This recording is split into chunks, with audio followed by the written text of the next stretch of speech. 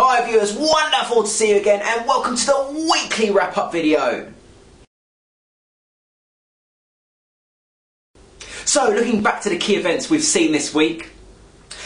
Firstly, the main and market-moving focus this week has been all on the country Spain.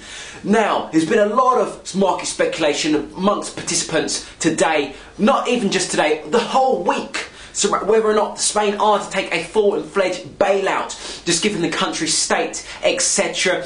However, there have been times when we've rallied on the expectation or the hope, just a general hope among participants for Spain to request a full bailout there. We've been rallying in the riskier assets, but then there's been times when we've come off and our market participants realising the fact that they're not going to request one. And today it was outlined by de Guindos, the Spanish economic minister, that the fact that they're not going to rush to request a bailout. You know, they're still going to give this time to study the option of a potential bailout. I do know also that European Stability Mechanism is reported to not have enough funds in order to fund a Spanish bailout, which is a little bit concerning there. But obviously if Spain do request a bailout, they can get help from the ECB. The ECB can then start buying and helping the indebted nation in the Eurozone.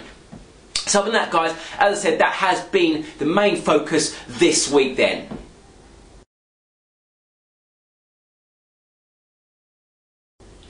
Looking ahead to the key events next week, we do have the Bank of England minutes.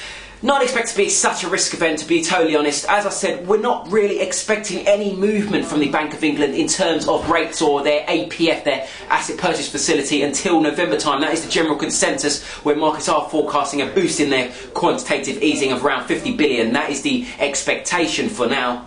So that is not going to be under review until the end of November. The current QE programme is finished.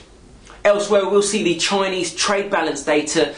Of course, inflation data out of China, and along with GDP. The general consensus is for lower readings on China's GDP. The data recently that we've seen out of China, likes of the manufacturing, the HSBC manufacturing PMI and services, has not been great at all, which is just continued prompt concern surrounding China in regards to general growth. We've also seen today S&P, they're outlining their slashing growth forecast for China, as we've seen done by the IMF also. So it isn't expected to be good for the country.